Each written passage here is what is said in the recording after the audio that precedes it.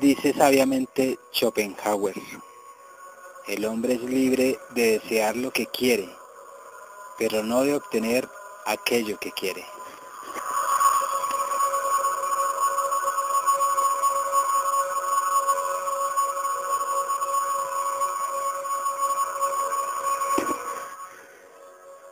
El ingenio, el encanto, la iniciativa y la astucia no sirven tan solo en relación con la suerte que se tiene individualmente, pero de este bien en el mundo hay realmente muy poco. La razón nos dice que todo lo que sucede es únicamente el resultado de una cierta cantidad de fuerzas, en el cual es determinante la suerte.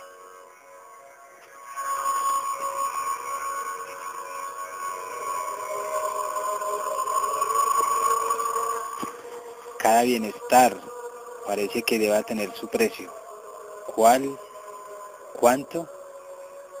También el buen sentido corrobora que el azar no existe y que todo lo que sucede es la suma de un cierto número de fuerzas, de las cuales la única y decisiva es la suerte.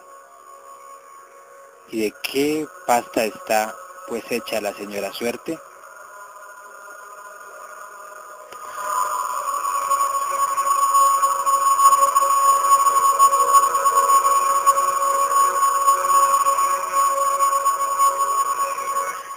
El hombre está hecho a semejanza de Dios, dicen los textos sagrados. Así pues, como Dios puede dominar las leyes psíquicas y las leyes del ser con una cierta facilidad, pero ¿cómo? Mediante los propios fluidos naturales y la voluntad. Experimentos científicos han demostrado la gran influencia de la voluntad humana sobre las cosas humanas.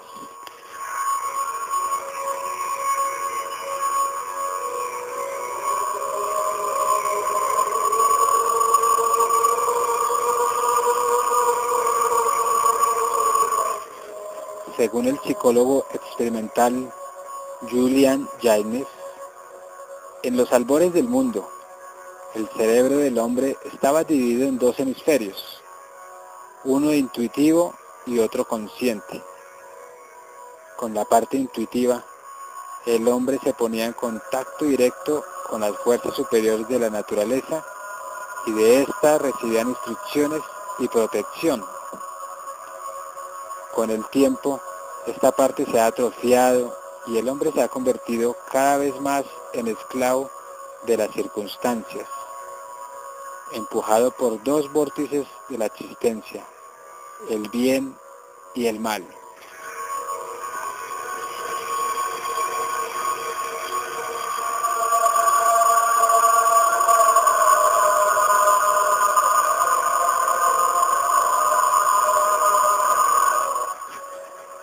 Lo poco que ha quedado en el hombre de la parte intuitiva es a menudo desviado por el razonamiento, y en consecuencia el hombre, cuanto más consciente y racional es, más metafísicamente se equivoca.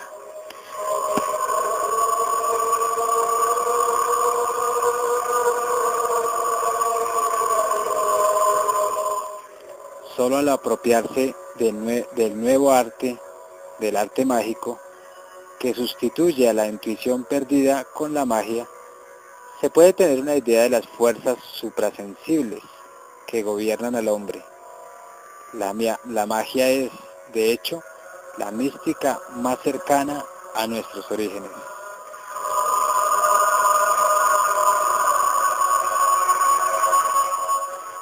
Es necesario, pues, reactivar las potencias perdidas, recuperar el propio estímulo vital, volver a ser artífices de nosotros mismos.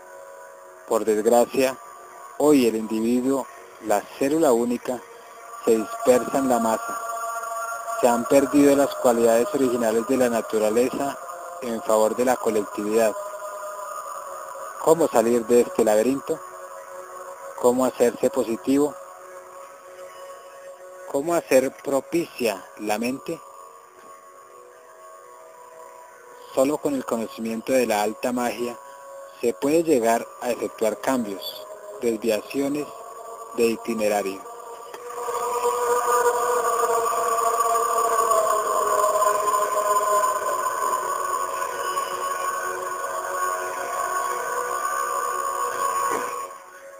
Las fuerzas humanas son de dos tipos, positivas y negativas. Solo si estas fuerzas son bien canalizadas, obtendremos una vida serena y feliz. Está demostrado que la energía que sirve para encontrar aparcamiento en la misma, que hace falta para ganar millones en la lotería, no es la suerte, sino es el azar. El enigma está en la canalización de esos fluidos, en saberlos encaminar en la dirección deseada. Pero esto hay fórmulas, talismanes, poderosos ritos propiciatorios.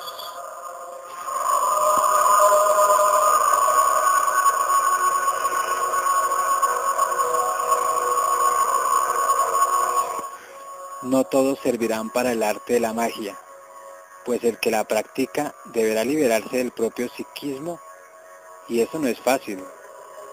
Será necesario, en primer lugar, autocanalizarse. El famoso "conócete a ti mismo" es la primera sugerencia mágica transmitida al hombre desde la noche de los tiempos. Lean con confianza todo este manual y todos los libros que encuentren de "Conócete a ti mismo" de Sócrates, y se darán cuenta que cada uno es mágico. Y si leen su libro interior y siguen con paciencia y precisión las sugerencias que la vida les da, no dejarán de recoger buenos frutos.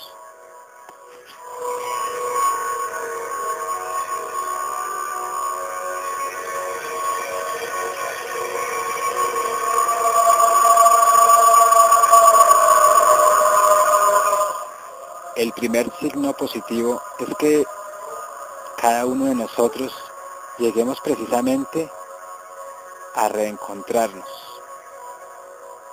pues somos libres también de rechazarlo. Pero no suscitamos saber más sobre el hombre y sobre sus posibilidades, pues el hombre es guía de su propia vida, si él quiere y puede. La suerte no existe, está vendada porque creemos que existe. Pero si la desvendamos, nos damos cuenta que la suerte es el mismo azar, y nosotros no somos azar. Si se revela cada uno de nosotros, sabremos distinguir bien quién la comprende y la ama, y quién se aparta para crear abundantes frutos. Por eso no la mentira, sino la suerte es una mentira. La suerte es el mismo azar. La suerte es el dado.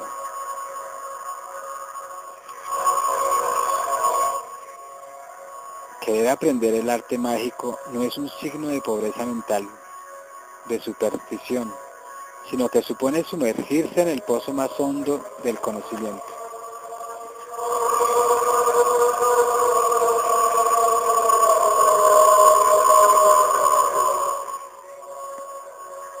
La magia es la influencia magnética que el hombre puede tener sobre los eventos físicos. Significa poder influir en el éxito de un acontecimiento con una parte de decisión inconsciente que no tiene una relación directa con la voluntad, sino con una volición oculta que se extrae de lo más profundo del ser y que se aplica mediante especiales prácticas y antiguos rituales.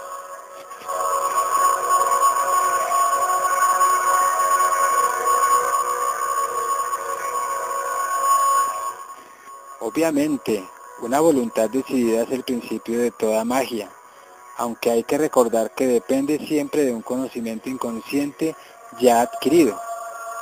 Es cierto que no se puede crear en cualquier cosa si no la conocemos intuitivamente con antelación. Sin la comprensión, hasta la visión física sería insuficiente para visualizar algo que nuestra mente no puede comprender. Es de suponer que la magia proviene de un conocimiento oculto, olvidado por el hombre, de la primera religión aparecida sobre la tierra.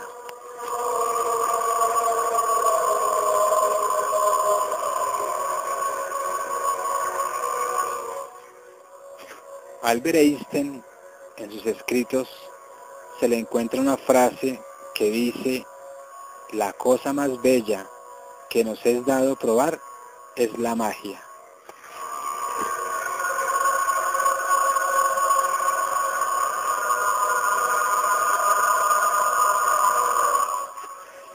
La técnica mágica, la facultad de actuar más allá de las posibilidades humanas, es pues un evento que depende estrechamente de la existencia de leyes cósmicas. La búsqueda metafísica que siempre da alma al ser humano, por sí misma, cumple las condiciones necesarias para penetrar en el mundo desconocido de las razones existenciales, para crear la situación óptima para suscitar la intuición.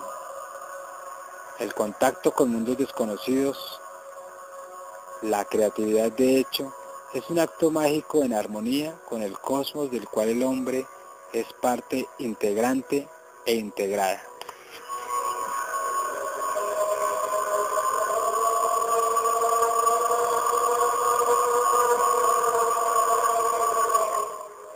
El hombre, desde sus orígenes, ha aspirado al conocimiento y a la inmortalidad, y por eso ha tenido la necesidad de imaginar una esencia creadora sublime de lo que poseía una indefinible percepción, una arcana presencia que la ha guiado a buscar en la naturaleza aquellos signos que testimoniarán su existencia. Esta búsqueda espontánea, impulsa por una ancestral sabiduría olvidada, llevó al hombre a percibir una parte oculta de su ser que formaba parte de la totalidad cósmica. Esta fuerza oculta personal íntima es la magia, la que viene dirigida por el saber ajeno y podrá enriquecer nuestra cultura, nuestra información, pero no ciertamente iluminar nuestro espíritu.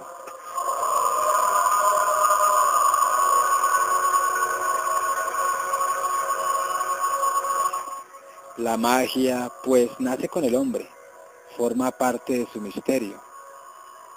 Las filosofías, las religiones, conciernen a la siguiente fase, la del intelecto y los sentimientos, la adaptación del hombre a las circunstancias sociales y políticas.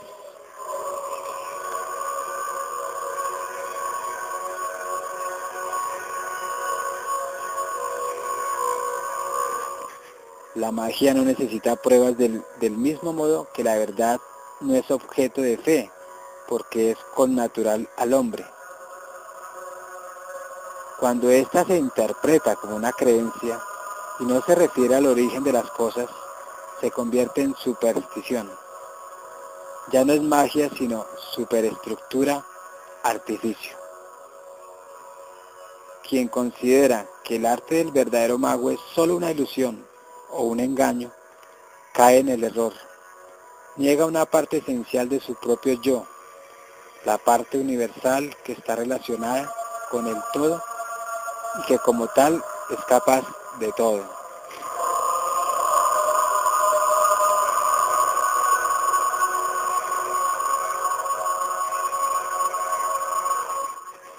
El mago de los magos, el más grande de todos, el que demostró transfigurándose en el monte Tabor la existencia de la vida después de la muerte, fue Jesús de Nazaret. Izar, como era llamado cuando acudía a los magos en el desierto para aprender el arte de la magia, la aparición de su cuerpo a los 7 días de su muerte es una de las más asombrosas obras mágicas transmitidas por la tradición.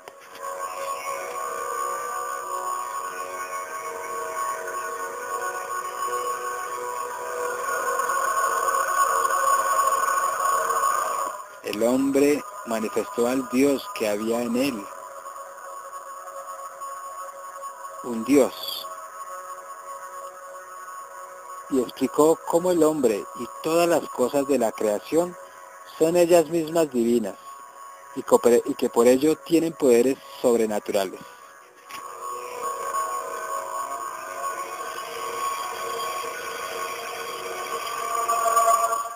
Todo está contenido en el todo, todo es todo,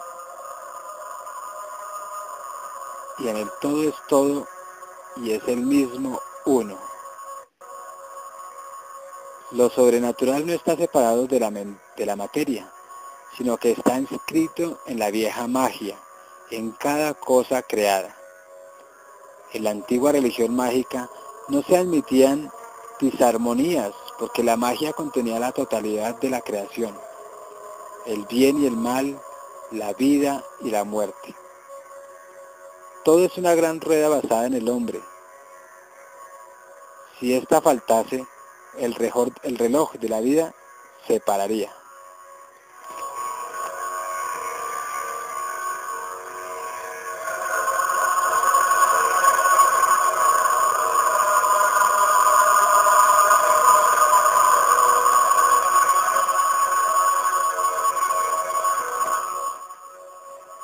La obra mágica de la magia como tal tiene una diversidad de tipologías de organización, de fórmulas y de rituales.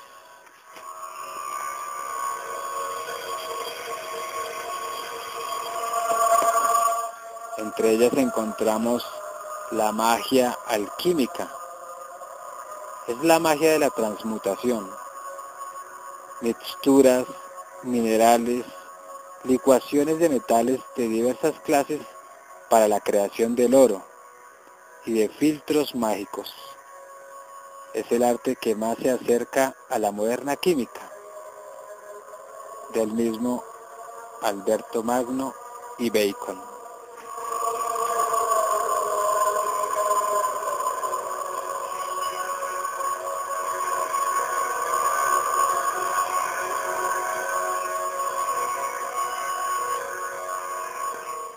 La magia cabalística es la misma ciencia hebraica de los números y de las letras, escrita y leída en clave mágica como simbología cósmica.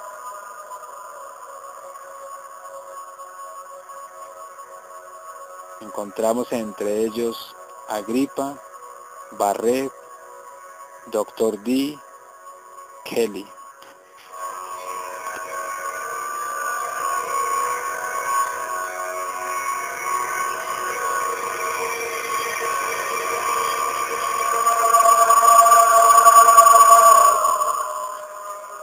La magia intuitiva, en uso de las sociedades tribales, atañe a las magias que se sirven de la semejanza, muñecos que representan a la persona a quien se quiere hacer daño, pero también, más simplemente, la imitación de la fuerza de la naturaleza y de los animales en las danzas y los cantos propiciatorios.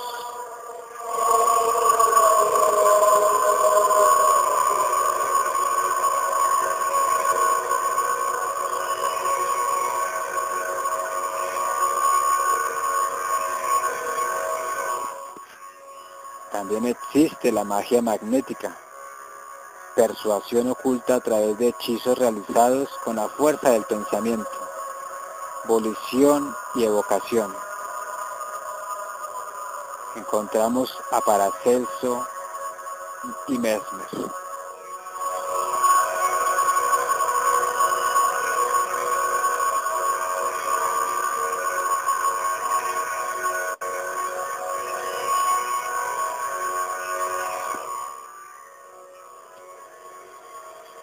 describamos la magia natural. Mediante el estudio de las propiedades mágicas de las plantas y los minerales, de los astros y de todo cuanto aparece en la naturaleza. Sus representantes: Agripa, Alberto Magno, Bacon.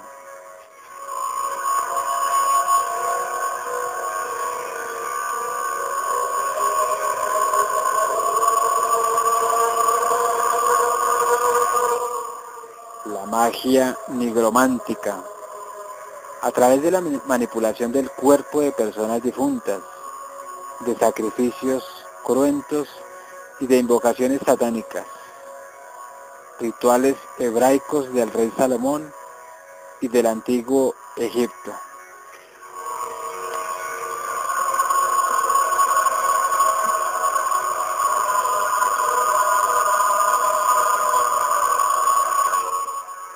La magia talismática transmite objetos oportunamente tratados siguiendo determinadas fórmulas mágicas para la protección de los males y para dar buena suerte.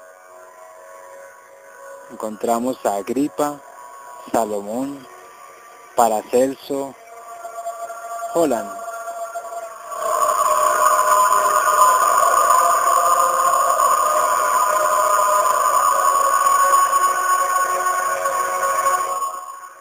La magia teúrgica, invocación propia del hermetismo helénico, con el objeto de salvarse y protegerse de los espíritus angélicos o demoníacos.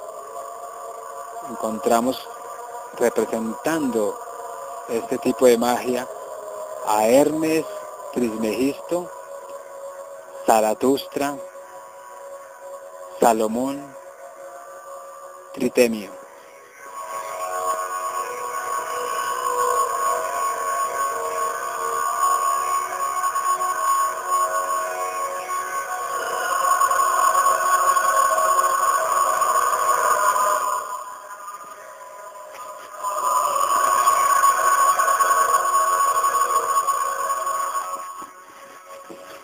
Nos preguntamos sobre la divinidad. ¿Y quién es Dios? Muchos responden: Dios es aquel ser omnipotente, único y eterno, creador y señor del cielo y de la tierra, una entidad cósmica incomparable.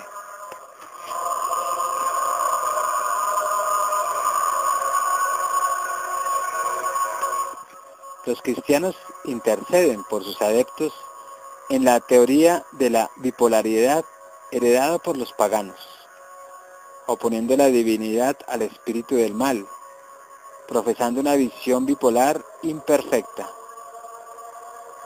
La historia cristiana logró distraer la atención de las generaciones que siguieron de lo que había de más original y audaz en el paganismo, el culto de la erradicación, o bien la separación absoluta del hombre de su doble naturaleza.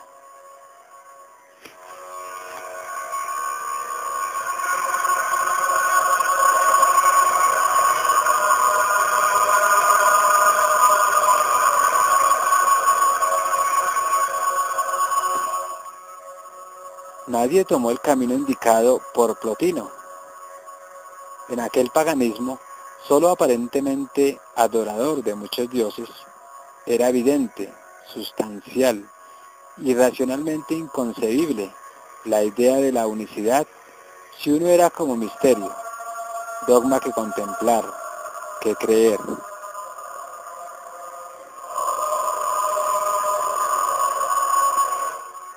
Se ha preferido dar crédito para condenar el paganismo a su aspecto más cruel, la entrega a la exaltación del propio yo. Los antiguos romanos, de hecho, se divinizaban a sí mismos cumpliendo el ritual mágico del sacrificio cruento. El emperador Adriano, para su divinización, envió a la muerte al esclavo Antíoco, a quien por otra parte amaba. Divina es la concepción mágica de la reunión de las fuerzas del bien y del mal, en una beatificación eterna de los seres.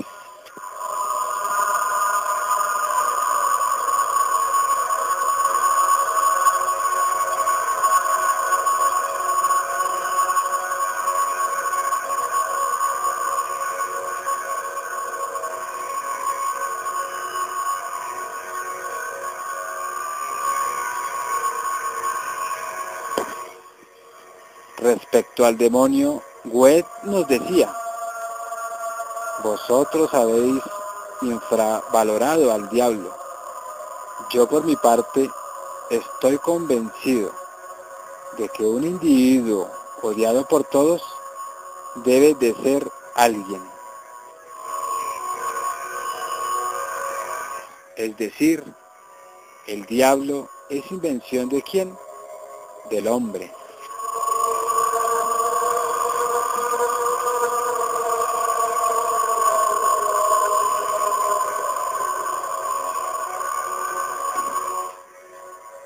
Para introducir el tema demoníaco en el plano comprensible, es necesario hablar de la bipolaridad de todas las cosas humanas, o sea, de las cualidades opuestas de la naturaleza, el bien y el mal, lo bello y lo feo. El hombre, desde Adán y Eva, fue obligado a vestirse de bien y de mal.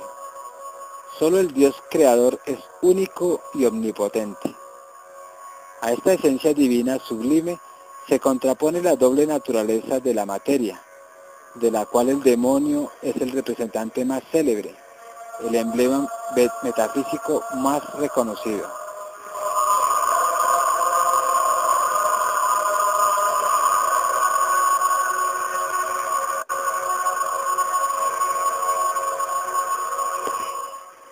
Dios y el diablo forman toda la religión, la dualidad cósmica.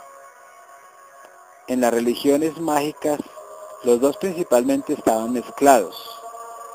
En la teología egipcia, Set, divinidad del mal, es hermano de Osiris, divinidad del bien.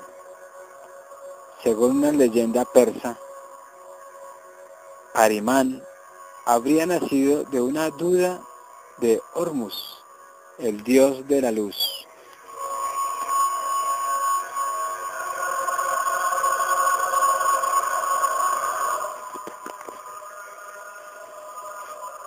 Anunciad que el gran Pan ha muerto, y al dualismo, que duró siglos y siglos, siguió el monoteísmo, que profesa el Dios único, un equilibrio todavía más precario que el antiguo, porque la divinidad no puede conocerse.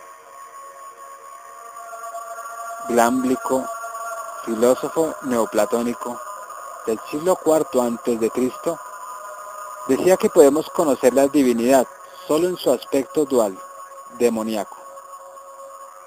Comparaba los tres entes, divinidad, demonio y hombre, con tres figuras geométricas: Dios al triángulo isósceles, equilátero, que es igualdad y armonía.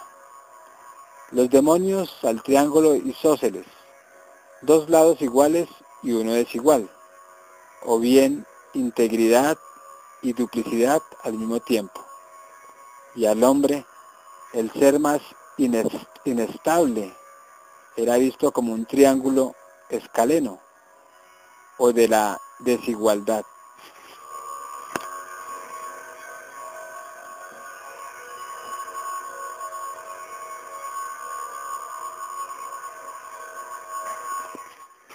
También en nuestros tiempos, la bipolaridad parecía ser la única explicación válida de la vida sobre la Tierra, vórtices de fuerzas positivas y negativas, el bien y el mal, en los que el hombre se debate continuamente. Víctor Hugo revela su tendencia hacia la teoría pagana de la bipolaridad en estas bellísimas líneas. Cuando Satanás fue castigado, una brillante pluma caída de sus alas se detuvo sobre el borde de un precipicio, donde creció misteriosamente. De esta pluma milagrosa, Dios creó un ángel bellísimo, un ser asexuado que llamó libertad. Dios y Satanás pueden disputarse la paternidad, pero es este ser quien hoy reconcilia al bien y al mal.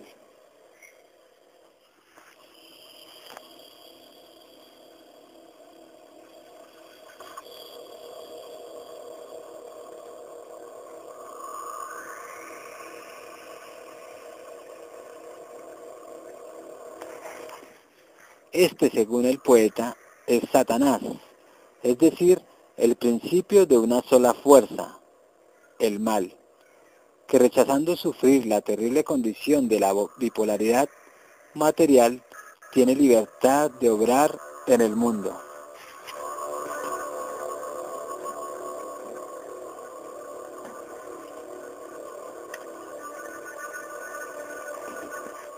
El diablo, del griego diaballo, es decir, el que se impone, el que se mete en medio, el que acusa, es hábil fingiendo, mimetizándose y es omnipotente.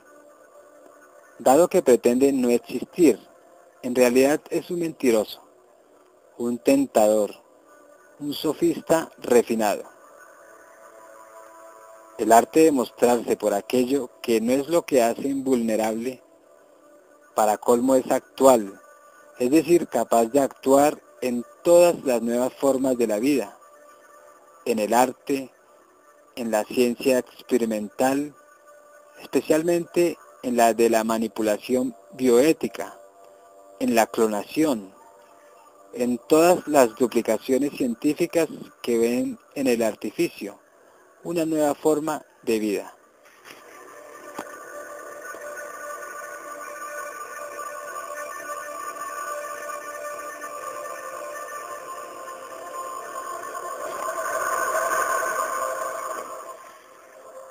La tentación de crear un ser viviente autónomo la tuvo incluso un santo, el filósofo alquimista Alberto Magno, siglo VIII después de Cristo, a quien fue atribuida la fabricación de un autómata llamado androide, hecho como un hombre, con cada parte del cuerpo unida a las otras, bajo la influencia de una determinada estrella.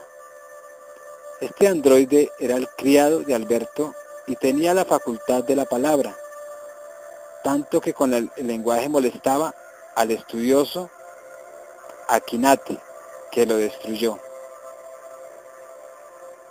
¿Existió realmente este autómata? Y en el caso, ¿cuál fue su naturaleza?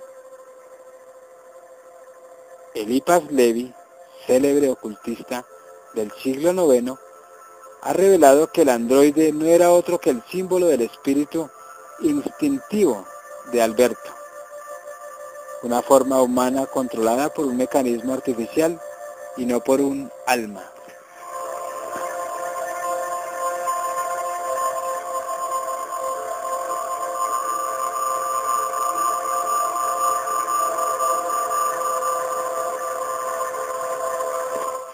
Así es como una forma sutil de posesión satánica puede actuar ocultamente hasta en la conciencia de un santo.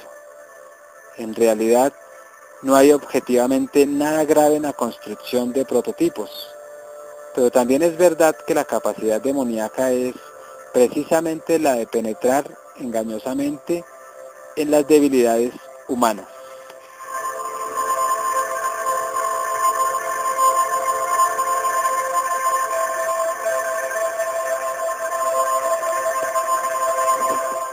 En este caso el demonio, para instigar a la rebelión al santo, se le insinuó a escondidas, induciéndolo a crear nada menos que un hombre, una prerrogativa exclusivamente divina que según los católicos no se puede de ninguna manera emular y por cuya transgresión precisamente Satanás fue castigado.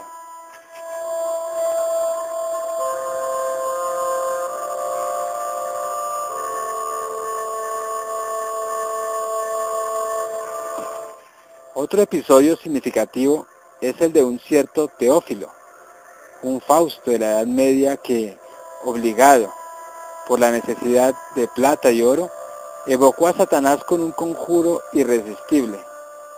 Más por esta petición suya, Teófilo debió darle al demonio un pergamino en el que prometía renunciar a su alma.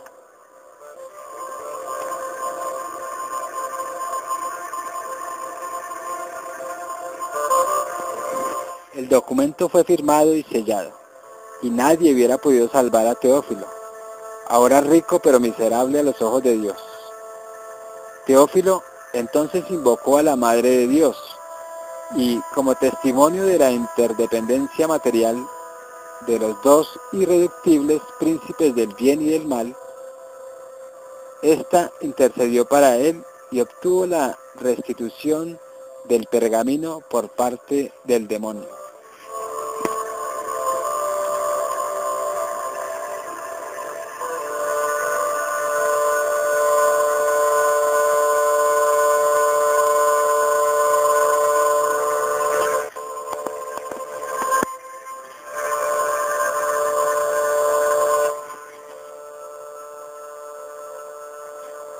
Francis Barrett nos decía, la magia abre dos caminos, escoge el que quieras y tendrás la recompensa que merezcas. Mago es aquel que conoce los secretos de la naturaleza y del alma humana, que es dueño de una antigua sabiduría esotérica de la cual hace uso para el bien y el mal de sus semejantes según sus propias intenciones.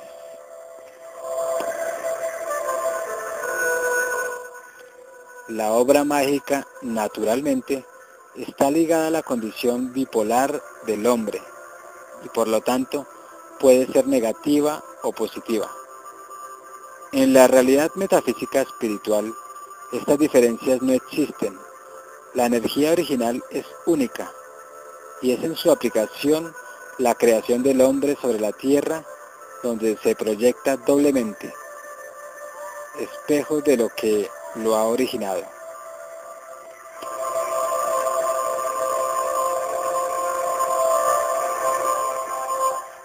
El significado que generalmente se atribuye al bien y al mal depende exclusivamente de una valoración del hombre que distingue y califica los dos aspectos diversos de la realidad bajo un punto de vista moral. En un día de frío, cuando en el cielo apareció un cálido rayo del sol, el hombre primitivo, helado, entorpeció, se calentó y tuvo esperanzas.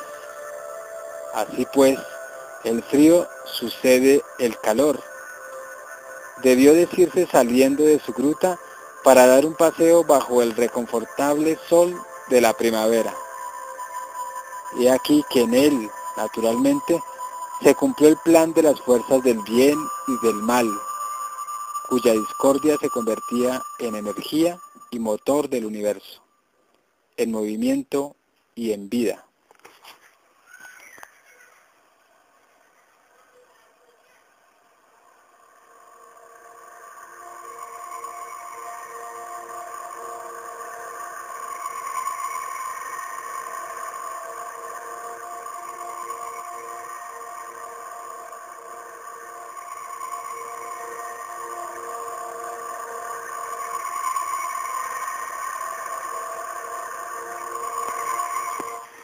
La obra sobrenatural de la creación está dividida en dos partes, positiva y negativa, así como, del mismo modo, está dividida la obra magia en magia blanca y magia negra, buena y mala.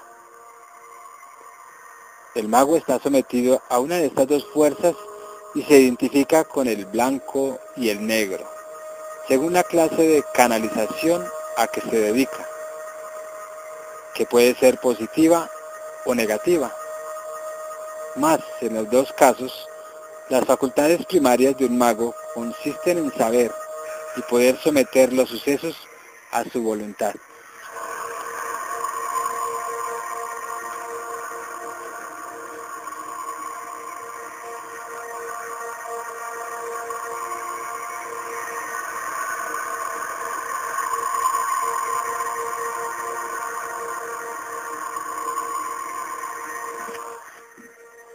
Una perjudicial moral cristiana que ha provocado desde siempre incomodidades hasta que en los seres más inteligentes juzga blasfema e imposible la idea de que el hombre tenga la facultad de crear de la nada, de guiar su propia vida, el proceso de la creación por parte del hombre dentro de los límites del equilibrio cósmico, es por el contrario teóricamente posible en cuanto que lo ha sido creado.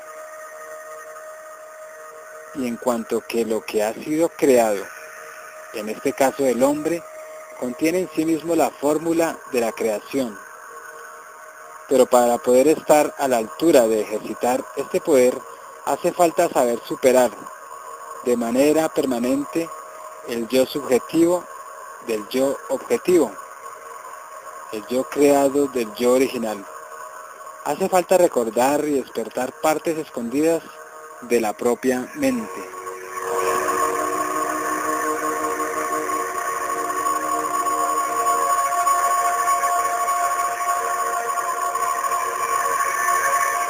Esta es la verdadera facultad del mago, no otra.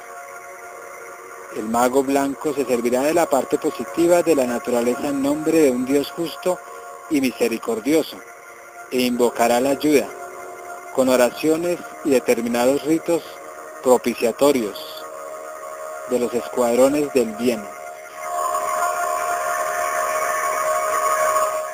A estos escuadrones pertenecen los ángeles, las entidades benéficas de la naturaleza, las hadas, los gnomos buenos de la tradición céltica y los santos de la tradición cristiana.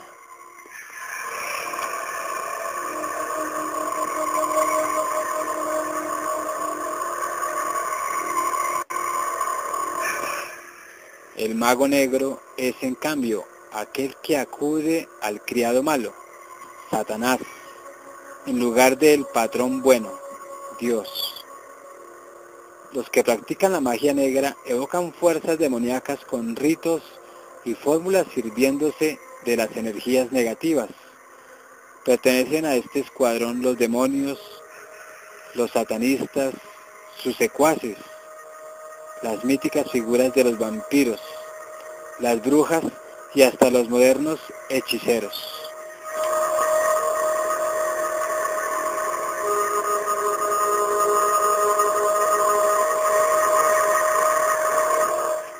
Los magos han existido siempre en la historia del hombre, en todas las épocas desde la primera narración del héroe mítico Gilgamesh, rey de Uruk. Eso 1500 antes de Homero, 1500 años antes de Homero. Aquel que era sensato, que vio los misterios y conoció cosas secretas. Los pueblos de los caldeos, de los babilonios, de los egipcios, de los persas, de los griegos neoplatónicos, de los romanos, de las culturas místicas orientales y occidentales en la Edad Media, hasta los llamados practicantes del oculto de la época actual.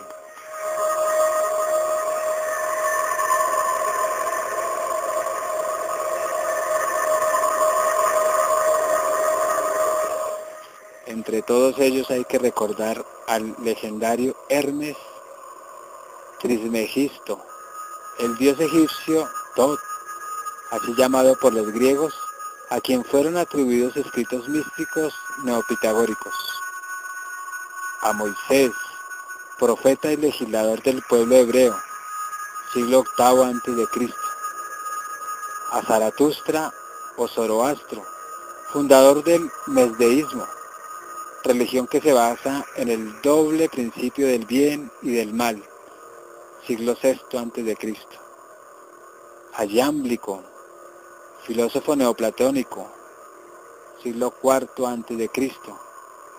A Salomón, rey de Israel, siglo I a.C. A Simón el Mago, taumaturgo gnóstico, siglo I después de Cristo. Hasta los ocultistas que se recuerden mejor, de los cuales los exponentes más célebres son San Alberto Magno, filósofo y teólogo en 1193. Tritemio, abad, teólogo y ocultista, del año 1462. Pico de la Mirandola, humanista y filósofo, del año 1463. Cornelio Agripa von Neppesheim, médico y astrólogo, de 1486. Theophrastus von Hohenheim, llamado Paracelso, naturalista y astrólogo, de 1493.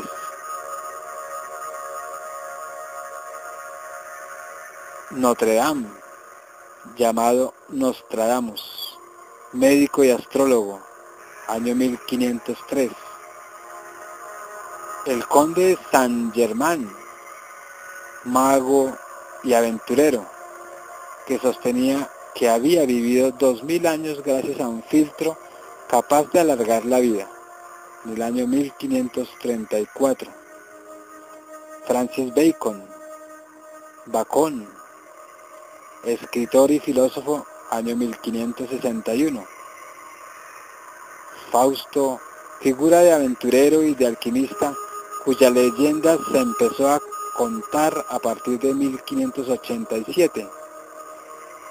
Giuseppe Balsamo, llamado conde de Cagliostro, médico y ocultista, de 1743.